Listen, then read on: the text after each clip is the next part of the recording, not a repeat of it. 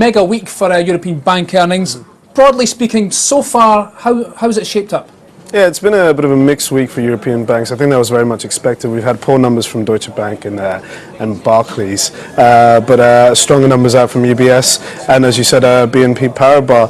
And now we've also got Royal Bank of Scotland and Lloyds Banking Group coming out in the coming days. So investors are going to have a lot more to deal with when it comes to the European banking sector. Let's focus on the UK banks. As you said, Barclays appears to have problems. And you mentioned Lloyds and RBS coming out later this week. Are Barclays' problems unique to the bank itself, or can we expect to see something similar in RBS and Lloyds as well?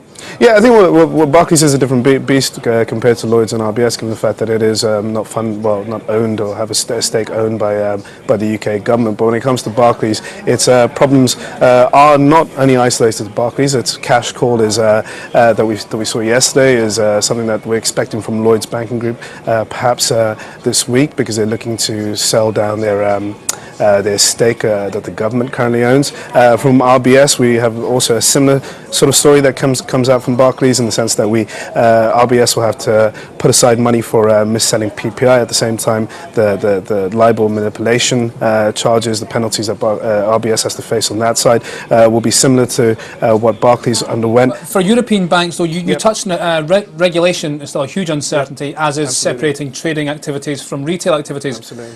These are weights on the banks, yet the economy appears to be turning a corner. What will be the driving force? Will it be the upturn in the economy, or the sort of dead weight from uncertainty? Yeah, absolutely. For the European banking system, of course, the pickup in consumer spending and consumer confidence, which we've seen in the Eurozone, even though the fact that we did have a poor French and German retail spending out today, put that aside, the general consumer confidence tone is improving. You say that your clients are still bank shy, and they're only prepared to take short-term punts, if you like, on banks.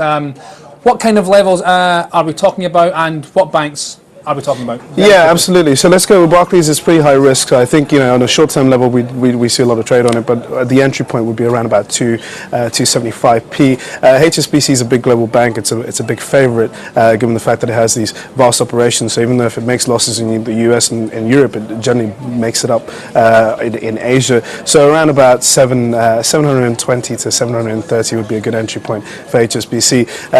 We would say that investors or our clients, let's say, are selling Deutsche Bank at around about 36 euros. And when it comes to UBS, by the dip, it's around that 18 Swiss franc